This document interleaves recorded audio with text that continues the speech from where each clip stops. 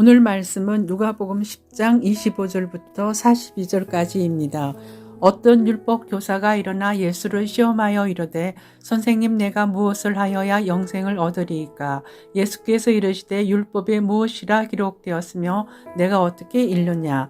대답하여 이르되 내 마음을 다하며 목숨을 다하며 힘을 다하며 뜻을 다하여 주 너의 하나님을 사랑하고 또한 내 이웃을 내 자신같이 사랑하라 하였나이다. 예수께서 이르시되 네 대답이 옳도다. 이를 행하라 그러면 살리라 하시니 그 사람이 자기를 옳게 보이려고 예수께 여짜오되 그러면 내 이웃이 누구니이까? 예수께서 대답하여 이르시되 어떤 사람이 예루살렘에서 여리고로 내려가다가 강도를 만나매 강도들이 그 옷을 벗기고 때려 그의 죽은 것을 버리고 갔더라. 마침 한 제사장이 그 길로 내려가다가 그를 보고 피하여 지나가고 또 이와 같이 한 레위인도 그곳에 이르러 그를 보고 피하여 지나가되 어떤 사마리아 사람은 여행하는 중 거기 이르러 그를 보고 불쌍히 여겨 가까이 가서 기름과 포도주를 그 상처에 붓고 싸매고 자기 짐승에 태워 주막으로 데리고 가서 돌보아 주니라. 그 이튿날 그가 주막 주인에게 데나리온 둘을 내어주며 이르되 이 사람을 돌보아 주라. 비용이 더 들면 내가 돌아올 때에 갚으리라 하였으니 내 생각에는 이 세 사람 중에 누가 강도 만난 자의 이웃이 되겠느냐? 이르되 자비를 베푼 자니이다. 예수께서 이르시되 가서 너도 이와 같이 하라 하시니라. 그들이 길을 갈 때에 예수께서 한 마을에 들어가심에 마르다라 이름하는 한 여자가 자기 집으로 영접하더라. 그에게 마리아라는 동생이 있어 주의 발치에 앉아 그의 말씀을 듣더니 마르다는 준비하는 일이 많아 마음이 분주한지라. 예수께 나아가 이르되 주여 내 동생이 나 혼자 일하게 두는 것을 생각하지 아니하시나이까? 그를 명하사 나를 도와주라 하소서. 주께서 대답하여 이르시되 마르다야 마르다야 내가 많은 일로 염려하고 근심하나 몇 가지만 하든지 혹은 한 가지만이라도 족하니라. 마리아는 이 좋은 편을 택하였으니 빼앗기지 아니하리라 하시니라. 아멘. 율법을 가르치는 한 교사가 예수님을 시험합니다. 선생님, 내가 무엇을 하여야 영생을 얻으리이까? 예수님은 그의 질문에 대답을 해주십니다. 그렇다면 이것을 해보아라. 그러면서 주님은 선한 사마리아인의 비유를 드십니다. 이 비유의 결론으로 주님은 율법을 가르치던 사람들이 가장 하기 어려워하는 일, 곧 원수같이 여기던 사마리아인의 이웃이 되어 그를 사랑하라고 명하십니다. 할 수 없는 그 일을 율법교사는 할 수 있었을까요? 또 본문 38절 이하에 보면 마리아와 마르다 자매의 이야기가 나옵니다. 마르다는 주님을 대접하느라 바빴고 마리아는 분주한 다른 일들을 내려놓고 예수님을 사랑하여 그분 곁에서 말씀을 들었습니다. 예수님은 마리아를 칭찬하셨습니다. 이 본문에 나오는 두 가지 이야기를 종합하면 하나님 사랑, 이웃 사랑이라는 명령이 나옵니다. 이 본문을 따라서 세 가지로 우리에게 적용해 보도록 하겠습니다. 첫째로 율법이 아니라 사랑이 중요합니다. 율법 교사는 무엇을 하여야 영생을 얻을 수 있는가 물었는데 사실은 질문 자체가 틀렸죠.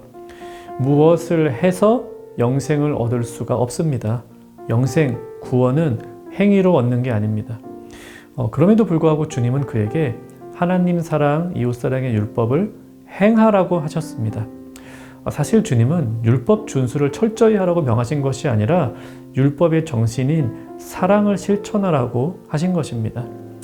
우리가 하는 행위는 구원의 조건이 되지 않습니다. 다만 구원받은 이들은 사랑을 행함으로 구원받은 이다운 삶의 모습을 갖춥니다. 그럼에도 무엇을 해야 한다 이런 공로사상은 우리 기독교인들을 평생 동안 따라다닙니다. 특정 행위를 하지 않으면 나의 구원이 혹 취소되지는 않을까? 이런 두려움 혹시 없으십니까? 반대로 특정한 행위를 했기 때문에 하나님께서 나를 사랑하시는 거야. 이런 생각을 하고 있지는 않습니까? 아닙니다. 우리 행위가 아니라 십자가에 달리신 그리스도의 행위 때문에 하나님은 나를 사랑하시고 나를 구원하셨습니다. 우리는 그 주님을 사랑하여 따르고 있을 뿐입니다. 둘째로 이웃을 찾지 말고 좋은 이웃이 되어야 합니다. 예수님께서 하신 선한 사마리아인의 비유를 들은 율법 교사가 궁금했던 것은 이것입니다. 그렇다면 누가 내 이웃인가? 예수님은 그에게 자비가 필요한 이에게 자비를 행하는 이웃이 되라고 하십니다. 율법 교사는 무엇을 자꾸 하고 싶어 합니다. 내 이웃이 누구인지 알려만 주면 그 사람을 위해서 최선을 다해서 뭐든지 다 하고 싶습니다. 예수님은 그에게 다른 거 하려고 하지 말고 좋은 이웃이 되어주라고 하십니다. 말하자면 doing이 아니라 being을 강조하십니다. 근본적 변화입니다. 이웃에게 무엇을 행하는 일은 행위의 변화이지만 좋은 이웃이 되는 것은 존재의 변화입니다. 자신을 변화시키면 예수님이 원하시는 일은 저절로 하게 됩니다. 한두 가지 일에 매달리기 전에 예수님을 사랑하여 예수님의 일도 사랑하는 사람이 되면 더 좋습니다. 셋째로, 하나님을 사랑하여 그분과 함께하는 것이 중요합니다. 예수님께서 마르다와 마리아의 집에 방문하셨습니다. 무엇을 해야 할까요? 마르다는 테이블을 놓고 음식을 장만하고 신발을 정리하는 등 손님 맞이로 분주합니다. 마리아는 예수님 곁에 앉아 그분의 말씀을 듣습니다. 마르다도 분명 예수님께 호의를 베풀었습니다. 하지만 예수님은 우리에게 대접을 받는 대신 우리가 그분의 말씀을 듣기 원하십니다. 예수님은 그분에게 친절의 행위를 베풀기보다 그분과 함께 있기를 원하십니다.